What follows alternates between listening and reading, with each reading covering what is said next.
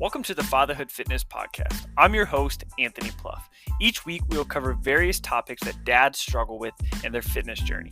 I'll give you actionable steps that you can apply right away, not only to take back control of your own health, but so you're able to be a better example for your kids too.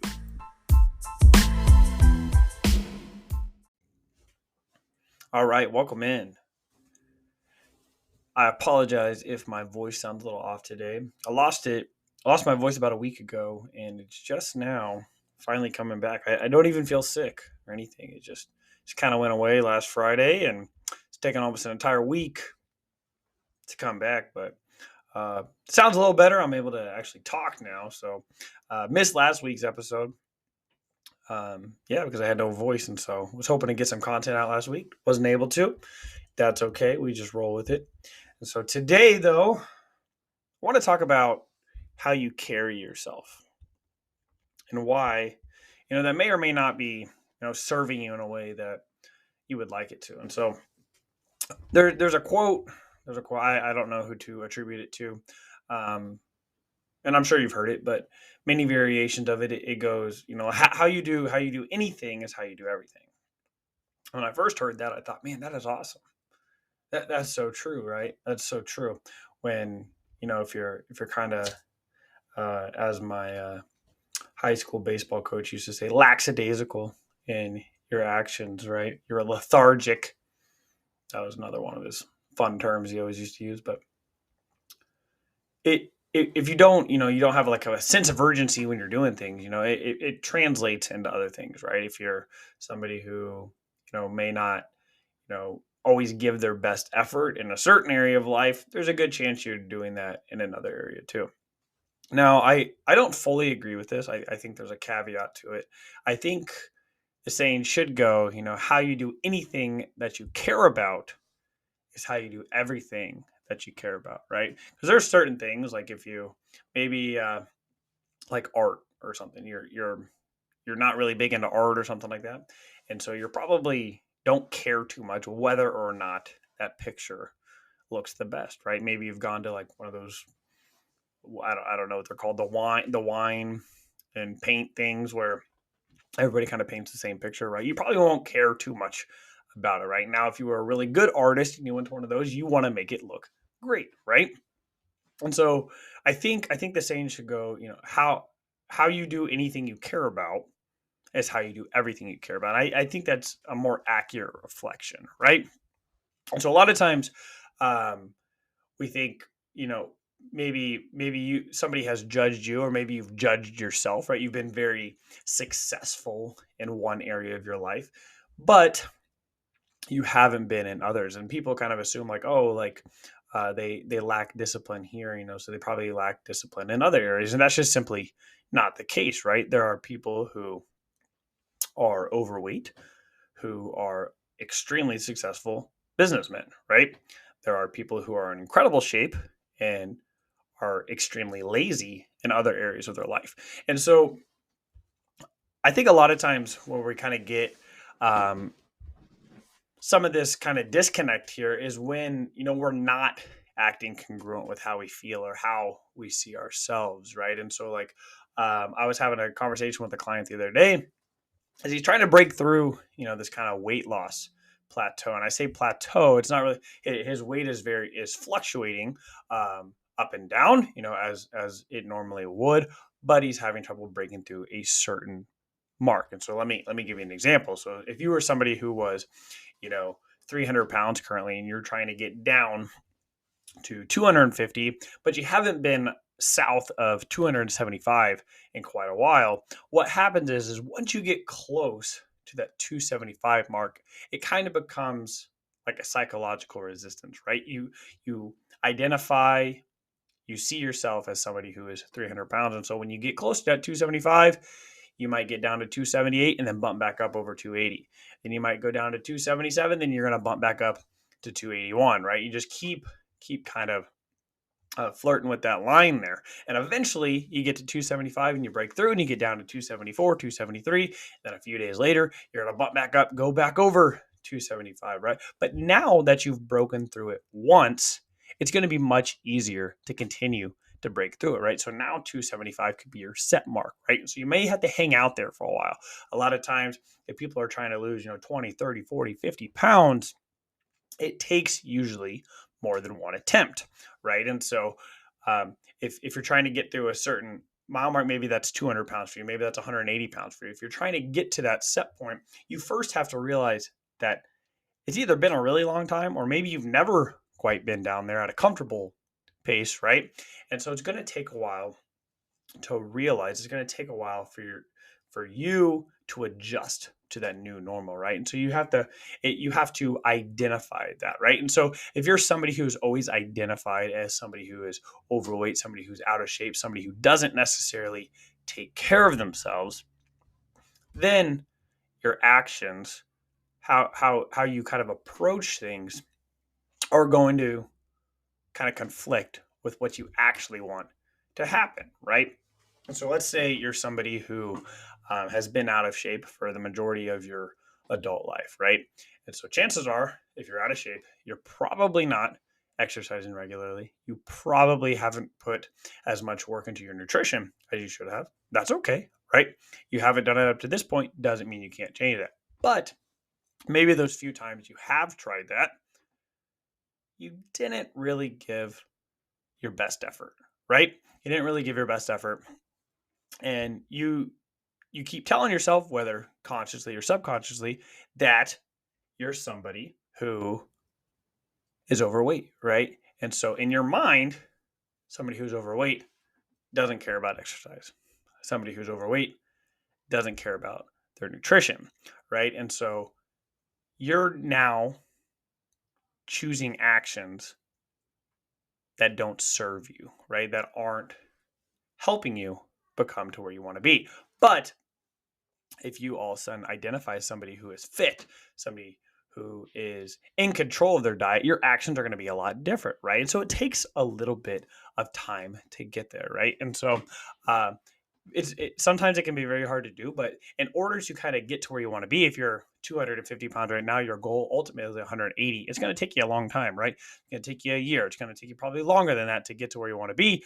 But in order to kind of expedite that process, you have to start making those actions. And so you have to try and put yourself in that mindset. And so it's going to be very difficult to do at first, but you're going to do this every day. So you're going to get lots of practice at this. And so you have to get into that mindset of the person you want to become, right?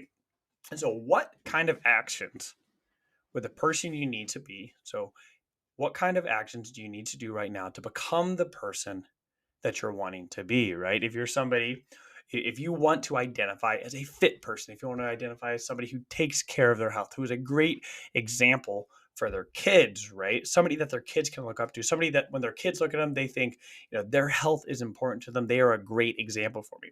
So how do you do that? You have to get into that mindset every day. You have to be intentional about it, right? Because if you're not intentional and you just hope to be in that mindset, you're going to revert back to your current state, right? And your current state has kept you stuck, has kept you exactly where you are right now. And so in order for those changes to last, you have to start changing the way you see yourself. And yes, it is a process. Yes, it takes time. It's not easy, but it is 100% worth it, right? And so the way you've gotten to this point right now is a certain way of thinking. And so you can't assume that your current way, the current way you do things, the current way you think is going to allow you to get any other results than what you're already getting, right? You are winning at the life like you've set up for yourself, right? Whether consciously or subconsciously, you've made choices that have led you to this point, right? And sometimes that can be hard to hear, but when we break it down, we've all made our choices. We've all gotten to this point because of the choices we have made. And a lot of that comes to how we view ourselves, right? If you're somebody who grew up with no money, it may be difficult for a very long time to kind of have that money consciousness to make more money, right? If you're somebody who has always been in shape and you get out of shape for a little bit, there's a good chance you're going to be able to get back in shape much quicker than somebody who has never been in great shape because you already have been able to tap into that at some point in your life. And to be honest, that's why one of the reasons why it's easier for some people when they lose weight to keep it off, and it's much difficult for others because the people who really struggle, they kind of yo-yo diet there. Their weight fluctuates up and down. The reason why it's so hard for them to maintain that progress is because it's a completely new person, right? It's not comfortable, right? Although on paper, you're healthier, you're moving more, you're eating better. It should be a place you want to stay. It's not comfortable, right? You've spent your whole life with yourself, with your current mindset, and it served you, right? It served you to a point, but now it's no longer serving you, right? Because you're trying to make a change. You're trying to make a change, but you're not able to do it because although you have made some physical changes, those mental changes that need to take place in order to maintain that progress sometimes take a lot longer, right? You could lose 20 pounds fairly quickly, right? But changing your mindset can be challenging, right? You can obviously make changes right now. You can decide to, think a different way. But for a long time, you're going to continue to revert back to how you've always done it. And so you have to put in that work every single day, right? And that's one thing, I think most people struggle. That's one thing I struggle with as well too, is when I'm trying to learn a new skill, I look at it through the lens of what I know now, right? And so I only know what I know, and so in order for me to learn, I have to open my mind. I can't look at it through my own current lens, because if I do that, then I'm not actually willing to learn, right? I may say I'm willing to learn, but I think that's where Carol Dweck has a great book called Mindset. So the closed or the fixed mindset, open mindset. Um, and so I think that's one of the fixed mindset and growth mindset. And so I think that's one of the most important things you can have, you can instill. You can work on yourself in a lot of areas of my life. So it's funny, with my clients. I teach a few middle school and high school classes as well, and so with my students, with my personal training clients, both in person and online, I I'm very good, and I'm very intentional, preaching a growth mindset. And we do that with, my wife and I do that with our kids too. When they say, I can't do this, we always tell them, yeah, like, you can't do this yet. And so my son, like, I feel like a lot of the work that we've been doing with him is paying off. We were, I was with my son, and then we were playing a game one day, and he was talking to himself, and he kept saying, I can do this, I can do this. And, to me, like, that was awesome, because I was like, that's, it's, all that, that, working on that self-talk. He's 4, and he's already, creating, instilling that belief in himself that he can do something. He's working hard, which is awesome. He was playing the other day with one of the neighbor kids who's about 10 years older, so, and he was throwing the football to him, and obviously he's a lot bigger than him, and he kept throwing the ball back and forth, throwing the ball back and forth, and they did this for like a half an hour. And the football was pretty big. My son is getting pretty good at catching the football, but this was a much bigger football than he was used to, and he was throwing it from 20, 30 yards away. And they did this for a half an hour, and my son didn't catch one of them.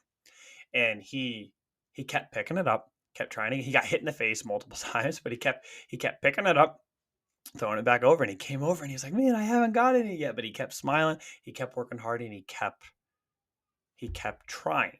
Right? He had that resilience, and I think as we get older, sometimes it we lose that. We lose that resilience. Maybe it's just, we just get beat up. Maybe it's the people surrounding us, what we hear from, people in our lives as we get older. Maybe we had a coach who wasn't great, or a teacher who wasn't great, right? There's so many people who want to help us, but at the same time, we listen to the negative side of things, right? And so, like, I know for me, for my students, for my clients, I'm very good at preaching that growth mindset, but it's something I struggle with personally, right? I beat myself up on things probably way too much than is healthy.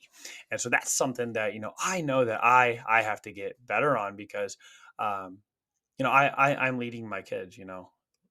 Maybe you've coached a sport before, but you know, um, you're when you're coaching, your players are going to look up to you, and they're going to look up to you as the example. And your kids do the same thing, right? They see your actions. You can tell them everything you want, right? You can tell your kids anything you want, but if your actions, don't follow that, then it's going to be much more difficult for them to learn that lesson. And chances are, they won't. They're going to see what you do. And so I think, working on your mindset, spending time, improving how you see yourself is going to serve you long term, right? It's going to help you, one, achieve your weight loss goal, two, you know, become fitter and healthier over time by getting stronger in the gym, by identifying as somebody who, takes care of themselves, who cares. And then three, it's going to make, your family stronger, right? When you're in better shape, when you take better care of yourself, you're a better dad, you're a better husband, you're a better son, you're a better friend, you're better at work. Everything improves, right? Nothing gets worse when you're a healthy version of you. But a lot of times we prevent ourselves or stall that progress because we continue to see ourselves as we used to. And so your current mindset, has obviously gotten you to this point, which has been great because you've probably had a lot of success in your life. And sometimes we've gotten to where we are in life despite maybe some bad programming, some not great thinking there. But in order to get to that next level in your life, you probably need to spend a little bit of time identifying some of those areas that that the thinking, the mindset isn't serving you well, and so you can kind of take that next step. That concludes this episode of the Fatherhood Fitness Podcast. Thank you for those of you who took time out of your busy schedules to listen. If you have any questions or comments or an idea for a topic for a future episode, please feel free to reach out, and I'd love to hear from you.